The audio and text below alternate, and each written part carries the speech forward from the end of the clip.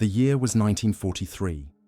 Across the deserts of New Mexico and the laboratories of Britain, a scientific race was quietly reshaping the future of war. While Allied troops fought on the beaches of Sicily and in the skies over Europe, a far more secret battle was unfolding, one waged not with guns, but with silence, secrecy, and stolen information. Its name would later be whispered only in declassified files: the Manhattan Project.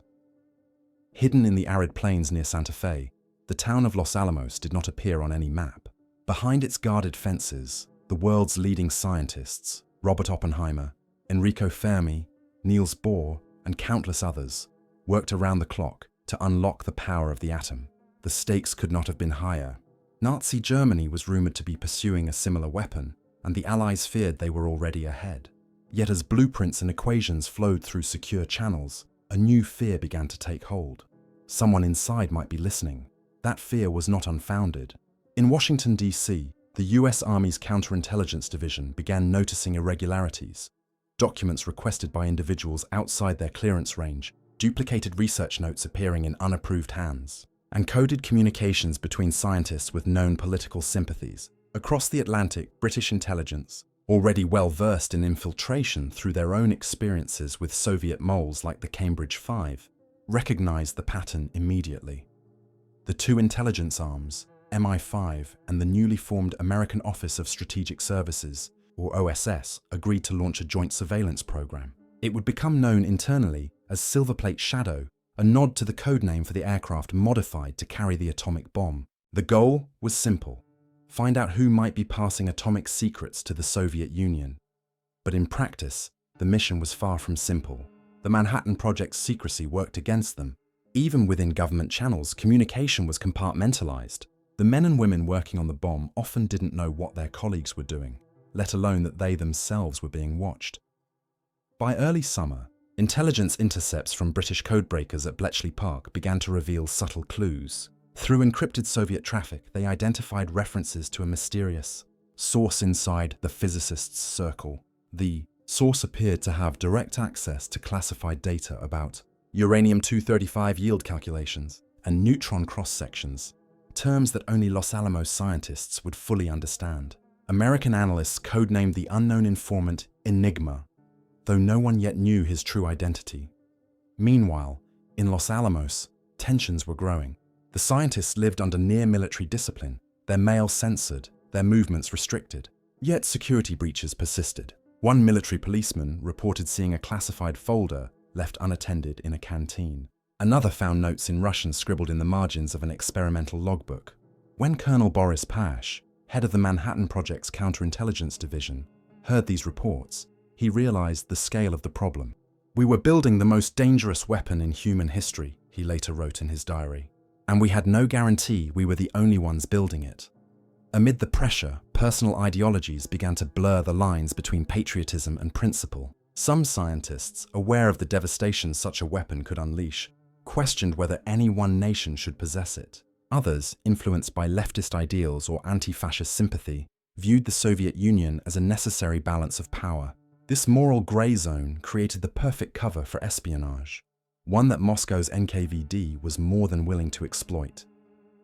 By late 1943, Soviet intelligence had already penetrated multiple layers of Allied science. Unknown to the Americans, agents like Klaus Fuchs, a German émigré physicist working under the British Tube Alloys program, were quietly feeding atomic data to Moscow. But Fuchs was not the only one. In one decrypted cable, Soviet operatives referred to a second source, American-born, who speaks with authority on fission progress.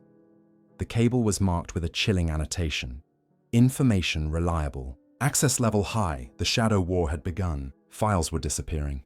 Meeting records were missing. Names on rosters were redacted without explanation. Even Oppenheimer, always calm and methodical, noted in a 1943 security briefing that the project now faces enemies without and perhaps within. The words hung heavy over the desert facility, where trust had become as fragile as uranium itself. As Christmas approached, Los Alamos celebrated its first winter behind barbed wire. Snow covered the mesas, and soldiers stood guard under floodlights that burned through the night. Beneath that stillness, An invisible network of spies and counter-spies was taking shape, a parallel Manhattan project devoted not to science, but to secrecy. Somewhere within that maze of scientists, guards, and classified memos, the spy who knew too much about the Manhattan Project had already begun his work. And by the time anyone realized how much he knew, it might already have been too late. By early 1944, the Allied war machine was shifting into high gear. Normandy was on the horizon, the Red Army was pushing west, and in the shadows, another invisible campaign was reaching its climax, the Intelligence War.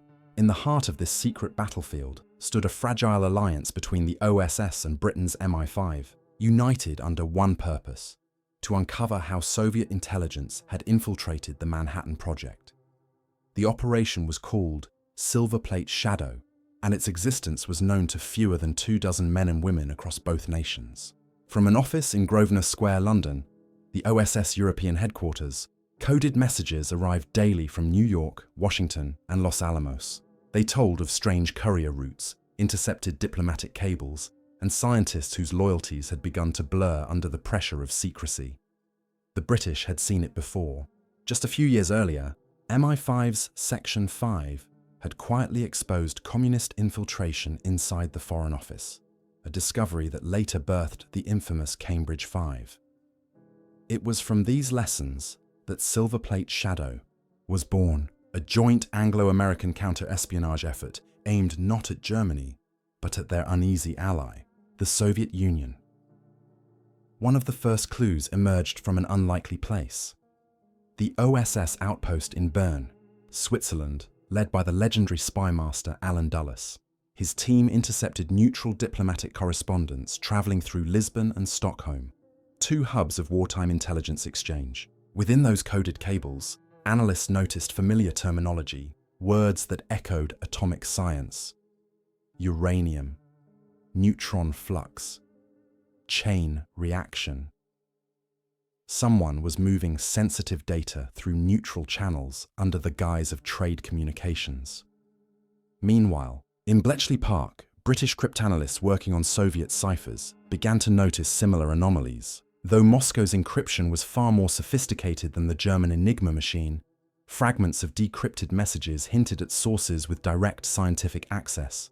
One partially decoded line from late 1943 read, "Material from US physicist, very valuable, confirmed chain of progress." The reference matched no known British informant. To both MI5 and OSS, it was the smoking gun they feared.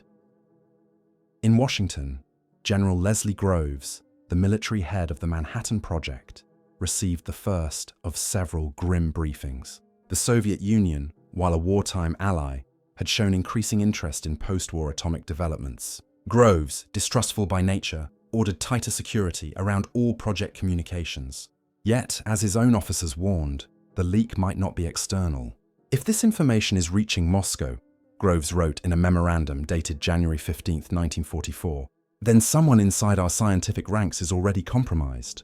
The counterintelligence dragnet widened. Agents began quietly monitoring scientists who had prior ties to communist organizations or international peace movements. The FBI, newly alerted to the espionage threat, began tailing known sympathizers in New York, particularly around Columbia University, once a central hub of early atomic research. One of those under surveillance was a young theoretical physicist, frequently corresponding with colleagues in Britain. His letters were technical, almost obsessively so, but hidden among the equations and academic chatter were subtle references to shared goals and a balance of power. To an untrained eye, it meant nothing. To the OSS, it was code for ideological justification. In London, MI5 case officer Roger Hollis began liaising with the OSS to track known Soviet intermediaries across Europe. The routes they uncovered painted a chilling picture, from Los Alamos to Chicago, through New York, and out to Lisbon via diplomatic couriers. From there, documents moved across neutral territories to Stockholm, Helsinki, and finally into Soviet hands. Each leg of the journey was cloaked in bureaucracy and plausible deniability. No single courier saw the entire chain, but together they formed an invisible artery of stolen intelligence. One particularly disturbing discovery came from Lisbon in March 1944, a courier posing as a Red Cross attaché was detained carrying Microfilm reels encoded with scientific diagrams. The diagrams were never made public, but a note accompanying the reels contained 3 words that sent shockwaves through intelligence circles. Los Alamos confirmed. Someone, somewhere, had authenticated America's most closely guarded secret. Back in Washington, OSS analysts debated how to proceed. Confronting the Soviets was politically impossible.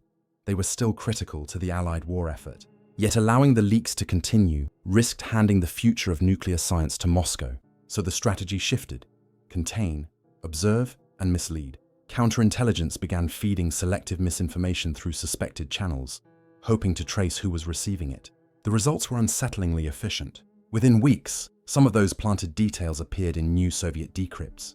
The network was still active, and it was listening. For the scientists at Los Alamos, life continued under the illusion of isolation. They were building the unimaginable, unaware that their every discovery might already be echoing in the Kremlin. Security lectures became more frequent. Guards doubled their patrols. Files were marked with new codes, and personal background checks intensified. Yet the real leak remained hidden, protected not by stealth, but by belief. He wasn't a spy for money. He was a spy for ideology. By the spring of 1944, Silverplate's shadow had reached a dangerous equilibrium. Every clue led to another dead end. Every suspect cleared only deepened the mystery. Intelligence analysts were convinced that a second Fuchs existed, someone within the American core of the atomic program. But without proof, they could do nothing. In one MI5 memo, an agent wrote with chilling prescience, "If this source remains active, history may not remember who built the bomb, only who stole it." The shadow of betrayal had fallen across the most secret project in history. And as the Allies prepared to storm Normandy, another war, invisible, silent, and far-reaching, was already being lost from within. In the spring of 1944, Los Alamos was a fortress of secrecy disguised as a scientific colony. Tucked high in the Jemez Mountains of northern New Mexico, its fences bristled with guards, checkpoints, and no entry without clearance signs. Yet inside those fences, world-renowned physicists roamed freely between barracks and laboratories, trading theoretical equations that could split the atom, and potentially the world. It was a paradox of openness within isolation, and that paradox made it fertile ground for espionage. Colonel Boris T. Pash, head of the Manhattan Project's counterintelligence division, had seen the warning signs before. A veteran of anti-Soviet operations in California during the 1930s, Pash had learned how ideological sympathies could turn scientists into unwitting informants. His unit, officially tasked with protecting atomic research from foreign infiltration, was now facing its greatest challenge: leaks that no one could trace. Reports began to surface from within Los Alamos. A lab assistant noticed misplaced documents. A physicist complained that his experiment log had been altered overnight. In one particularly alarming case, a courier discovered that a shipment of uranium isotope calculations had been copied, refiled, and returned without authorization. When questioned, no one admitted to seeing anything unusual. It was as though the building itself was watching, Pash would later recall. Under orders from General Leslie Groves, Pash initiated an internal audit of all visiting personnel. Los Alamos hosted scientists from Britain and Canada as part of the Allied Nuclear Cooperation Agreement. Most were legitimate, like Rudolph Piles and James Chadwick, but others had looser affiliations. One of them was a quiet, sharp-minded researcher who had previously worked under the British Tube Alloys project before transferring to the US on special assignment. His credentials were spotless, his references impeccable. Yet several analysts in Washington noted something peculiar. His pre-war associations included known sympathizers of the Communist Party of Great Britain. The name of this researcher remains redacted in surviving files, but his profile matched what the OSS and MI5 had begun calling Enigma. Fluent in both English and Russian, with a background in theoretical physics and access to classified briefings, he had the perfect combination of intelligence and ideology. We believed he operated under moral conviction, not orders, an MI5 report later summarized. He didn't think of himself as betraying science. He thought he was saving it from monopoly. At Los Alamos, security was tightening daily. Guards began escorting scientists between labs. Personal correspondence was censored for coded language. The mess hall buzzed with rumors about missing files, secret arrests, and the growing distrust between the Americans and their British counterparts.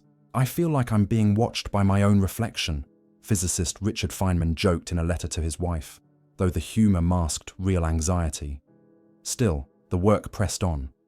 The laboratory teams were approaching the critical milestone, achieving a self-sustaining nuclear chain reaction and developing a viable bomb design before Germany could do the same. Time was their enemy, and under that pressure, discipline began to fray. Scientists argued over ethics, secrecy, and loyalty. Some openly discussed what would happen if the Soviets were excluded from post-war nuclear cooperation. "No nation should hold this power alone," one scientist told his peers over coffee, words that might have seemed philosophical, but to a trained spy, they were justification. It was around this time that the Venona project, an early US Army signals intelligence program aimed at decrypting Soviet communications, began to register irregular traffic from Santa Fe, the nearest town to Los Alamos. The messages were encoded in a one-time pad system thought to be unbreakable, but analysts noticed a pattern. Identical encryption keys were being reused, a fatal Soviet error. Within months, partial decrypts revealed references to an unidentified contact delivering valuable scientific material from the laboratory in the desert. Colonel Pash received the preliminary report in June 1944. It was the first direct evidence that someone inside the Manhattan Project was communicating with Soviet handlers. But who? The decrypted name was replaced with a single letter, C. In later years, similar code names would surface in Venona intercepts, REST, PERS, Quantum, all linked to nuclear espionage. Whether C referred to the same person remains an enduring mystery. Pash ordered surveillance on all personnel matching the suspect's academic and linguistic profile. Files were cross-referenced, travel logs checked, and private conversations discreetly recorded. Yet nothing definitive surfaced. The suspected spy remained invisible, blending seamlessly into the academic culture of open debate and intellectual trust that defined Los Alamos. "He knew when to speak," one agent later said, "and when silence was the safest language." In late summer, the tension reached its peak. A classified meeting on bomb assembly design was moved abruptly after security discovered unauthorized notes circulating among attendees. The handwriting didn't match any registered scientist. When Oppenheimer was briefed, he downplayed the incident, insisting the leak was internal confusion. But Pash wasn't convinced. He believed the spy was still there, attending lectures, sharing lunch, laughing among colleagues, all while feeding the Soviets fragments of the atom bomb. A week later, a coded Soviet cable intercepted by British cryptographers mentioned final confirmation of plutonium separation efficiency. The information was accurate, terrifyingly so. Only a handful of Los Alamos researchers even had access to that data. In his final report that year, Colonel Pash wrote a single sentence that has since become legend among intelligence historians. "There is a man among us who knows too much," and somewhere inside the fences of Los Alamos, that man was already preparing his escape. By mid-1944, the war in Europe was turning decisively in favor of the Allies. D-Day had been launched, Paris was on the brink of liberation, and Hitler's Reich was retreating on all fronts. Yet thousands of miles away, in the quiet desert of New Mexico, another kind of battle was reaching its own crisis point. One fought not on the beaches of Normandy, but in the shadows of laboratories and safe houses. The American and British intelligence services were closing in on a spy hidden within the very heart of the Manhattan Project. It began with a report from OSS agent Elizabeth Bentley, operating undercover in New York. Bentley, a former Soviet, courier-turned-informant, revealed in June 1944 that a scientist within the U.S. atomic program was passing critical information on bomb research directly to Soviet handlers through diplomatic channels. Her confession, recorded in a worn black notebook, included a chilling phrase. "He believes the balance of the world demands equal power." To the OSS, that sounded less like treason and more like conviction. A true believer who thought his betrayal was justice. Back in Los Alamos, Colonel Boris Pash was losing sleep. Surveillance had intensified after the Venona decrypts. suggested that C, or Enigma as the British called him, was still active. Yet despite round-the-clock monitoring of mail, phone lines, and personnel movements, there were no arrests. Every trail ended in fog. "We had ghosts in white coats," one counterintelligence officer later said. They worked in daylight, but their loyalties lived in darkness. The pressure on General Leslie Groves grew unbearable.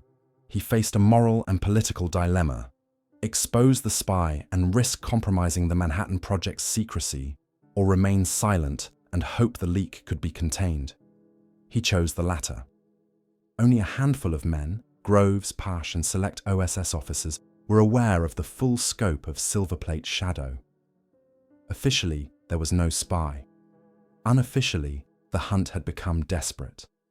In September 1944, an unexpected lead emerged. OSS surveillance in London intercepted coded telegrams sent from the Soviet embassy to a contact in the United States.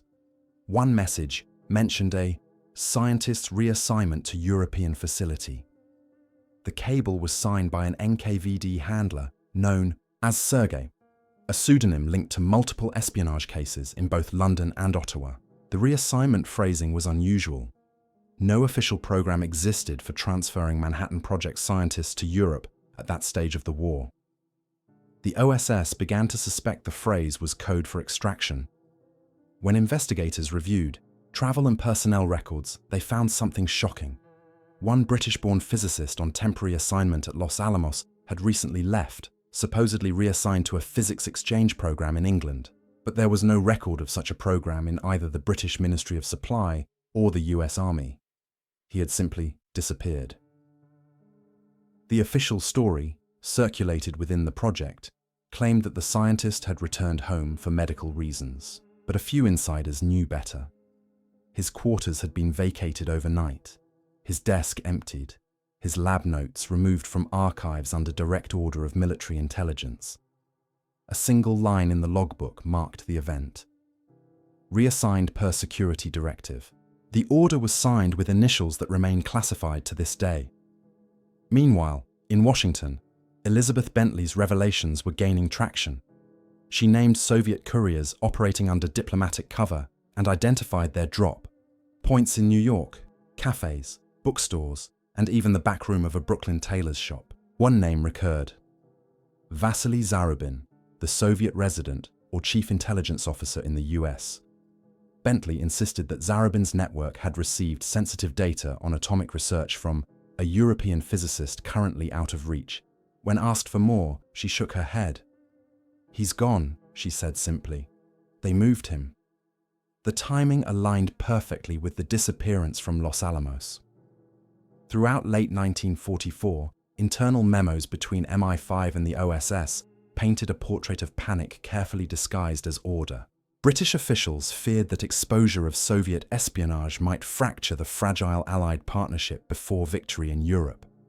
American leadership, meanwhile, dreaded the political fallout, especially if Congress learned that the Soviets were learning about the bomb before it was even tested. The directive was clear: silence at all costs. The missing scientist would never be publicly mentioned again. Yet within the secret corridors of intelligence, the story refused to die. OSS field agents in Lisbon and Bern reported rumors of a ghost scientist traveling through neutral Europe on forged papers. A Swiss informant even claimed to have seen him near Zurich, carrying a diplomatic satchel stamped with the seal of the Soviet embassy. None of these sightings were confirmed, but they added to the legend. The spy had not been captured. He had vanished. When Colonel Pash filed his final report for 1944, it was little more than a collection of fragments, intercepted messages, security logs, and speculative memos. But its closing paragraph spoke volumes. The subject may have been extracted via European channel with knowledge of atomic progress sufficient to reconstruct weapon design. Groves read the report twice before sealing it under top secret, restricted distribution. The file was never mentioned again. In the months that followed, Los Alamos continued its feverish work toward completion. Few inside the fences knew that one of their own had disappeared without a trace. Those who did were warned never to speak of it. when the first atomic bomb detonated in the desert of New Mexico the following year. Its blinding light marked not only the dawn of the nuclear age, but also the quiet success of an espionage operation that had already delivered its secrets to another world power. The spy's name was never released. His photograph, if it existed, was removed from archives long ago. All that remained was a mystery that rippled through intelligence circles for decades to come. How could the world's most secret project lose one of its own and never find him again? By the time investigators looked deeper, the trail was cold. The desert had erased its footprints. The war was ending, but the shadow he left behind was only beginning to spread. August 1945. The war was over, at least on the surface. Japan lay in ruins, the cities of Hiroshima and Nagasaki forever altered by two bombs born in the desert of New Mexico. But as the world stared in horror at the atomic aftermath, another reckoning was quietly beginning within the corridors of Allied intelligence. The Manhattan Project had achieved its goal, yet questions remained. Uncomfortable, lingering questions about what else had been achieved, and by whom. In the weeks following Japan's surrender, President Truman received a classified briefing from General Leslie Groves. Among the routine updates about bomb yields and post-war security, one paragraph stood out. It referenced potential compromise of scientific data prior to completion, noting that certain information concerning fission yield calculations and plutonium separation may already be known to foreign powers. Groves had deliberately avoided naming the Soviet Union in writing, but everyone in the room knew exactly what he meant. Within months, the first Soviet atomic research facility at Sarov began mirroring Los Alamos' designs, almost detail for detail. American analysts were stunned. They had expected the Soviets to begin their atomic program after the war, but not with such speed or precision. Intelligence officers in both Washington and London began to whisper the same name. Enigma. The missing scientist from Los Alamos had become a legend among the few who knew the truth. Then came Venona. In 1946, US Army cryptanalysts working on the Venona project began fully decrypting Soviet cables that had been transmitted during the war. These messages, some dating back to 1943, contained references to espionage networks operating inside the United States. One series of decrypts referred directly to atomic research under a program labeled Enormos, Moscow's internal codename for the Manhattan Project. Among the messages, analysts found mention of codenames that would later shock the intelligence world: Rest, Charles, and Pers. Each corresponded to real individuals: Klaus Fuchs, Theodore Hall, and others who had worked inside the project. Yet there was also mention of a fourth codename: Enigma. No one could match it to any known agent. When British intelligence interrogated Klaus Fuchs in 1950, the puzzle only deepened. Calm and unrepentant, Fuchs admitted to passing key design data to Soviet handlers through courier Ruth Kuczynski in London. But when asked if he had ever worked alone, Fuchs hesitated. No, he said softly, there was another. He disappeared before the end. Pressed for a name, he simply replied, "I was never told, only that he knew more than anyone should." The statement electrified investigators. Could Enigma have been the missing scientist from Los Alamos, the one reassigned under mysterious circumstances in 1944? The profile fit perfectly, but neither MI5 nor the FBI could confirm his identity. Every relevant personnel file was redacted, every travel record mysteriously incomplete. It was as if the man had been erased, noted one declassified British memorandum from 1951. As the Cold War dawned, the urgency shifted from discovery to containment. The United States, now locked in a nuclear standoff with the very power it had once called an ally, could ill afford to reveal that the Soviets had been handed a blueprint to the bomb years before they detonated their own in 1949. Officially, Soviet espionage in the Manhattan Project remained classified. Publicly, the myth of total American secrecy endured. Behind closed doors, however, the panic was real. Congressional hearings in the early 1950s briefly touched on security irregularities within wartime atomic research, but never named individuals. FBI Director J. Edgar Hoover personally ordered the destruction of specific OSS and Army intelligence files related to Enigma. The rationale was national security, though some historians believe it was also self-protection. Admitting that the most important military secret in history had been stolen under their watch would have shattered public confidence. The British took similar measures. MI5 sealed its joint silverplate shadow archives until 2045, citing continuing operational sensitivity. Even today, most of those documents remain inaccessible under the Official Secrets Act. The few declassified fragments confirm that the US and UK shared not only intelligence, but also the cover-up. The matter, one note reads tersely, is best left unrecorded. And yet, evidence continued to surface, small, persistent clues. A coded reference in a Venona cable from September 1944 mentioned that the source has returned safely. Further transmissions halted. Another Soviet archive, uncovered decades later, listed an unnamed foreign scientist among its commendations for service to scientific progress in wartime.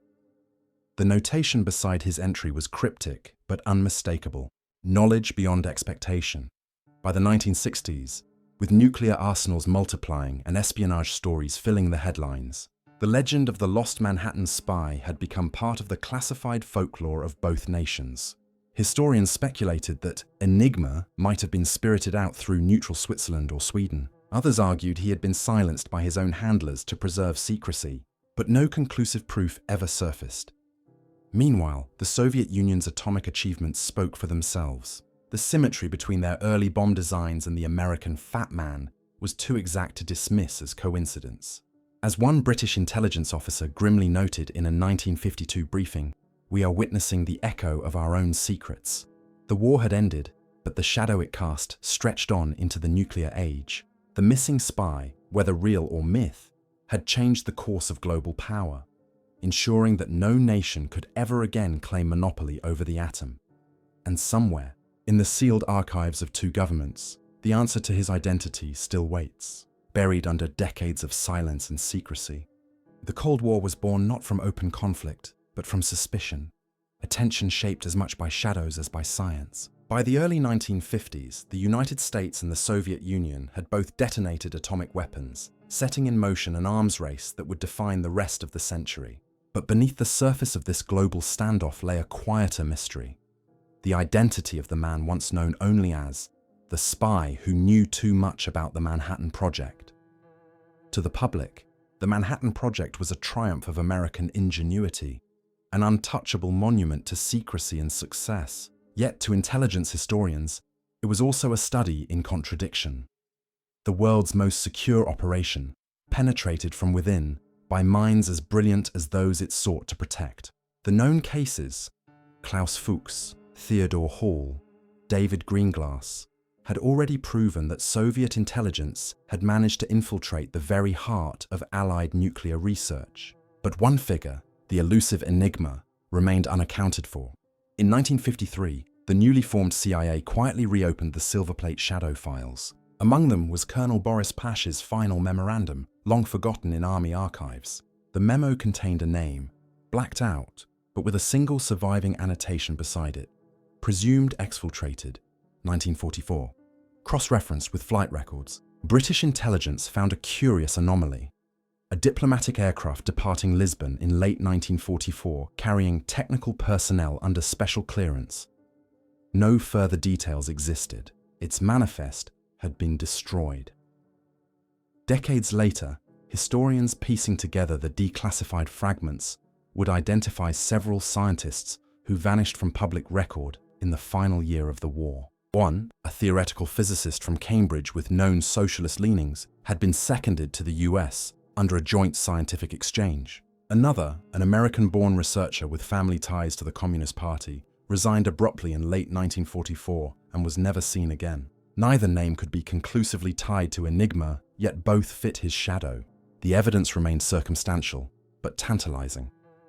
Meanwhile, in the Soviet Union, declassified KGB materials from the 1990s added another layer of intrigue.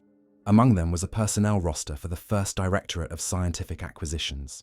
One entry, dated 1945, referred to an unnamed foreign physicist who had provided direct structural and mathematical input to fission design.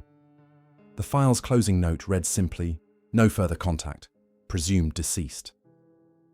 Whether this was Enigma or another ghost in the archives, no one could say. What is certain is the impact his intelligence had. The Soviets' first atomic test in August 1949, codenamed RDS-1, mirrored the American Fat Man, designed so closely that US analysts could identify specific engineering details, from the shape of the explosive lenses to the dimensions of the plutonium core, that had never been published or shared. This was no parallel discovery, a 1950 Air Force intelligence briefing concluded. It was duplication. And so, the story of the unknown spy became part of the hidden DNA of the Cold War. His existence, though never officially confirmed, shaped the way the West viewed secrecy itself. Security protocols were rewritten. Clearance procedures became labyrinthine. Scientists found themselves subject to polygraphs, background checks, and surveillance.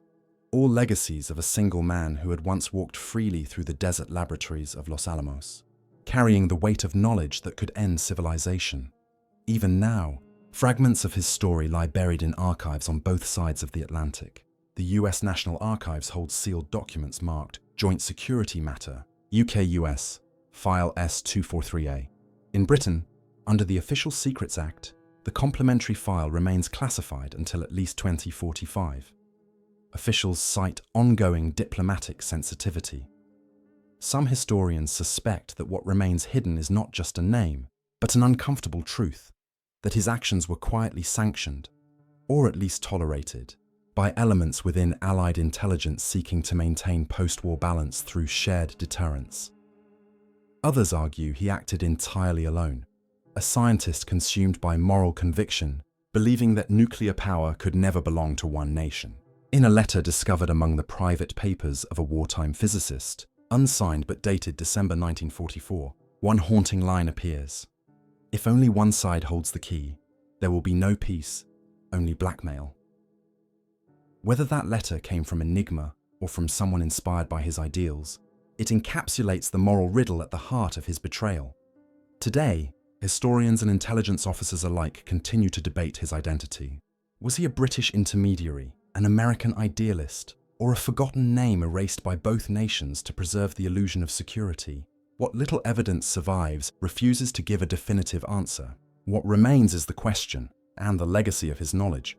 In the end, the spy who knew too much about the Manhattan Project was not just a man, but a symbol of the fragile boundary between secrecy and truth, loyalty and conscience.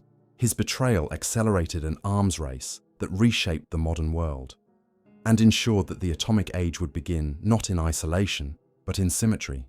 Somewhere in a vault, his name may still be written on a single page marked Top Secret. And perhaps one day, when those pages are finally unsealed, we will discover not just who he was, but how close he came to changing the destiny of every nation that followed.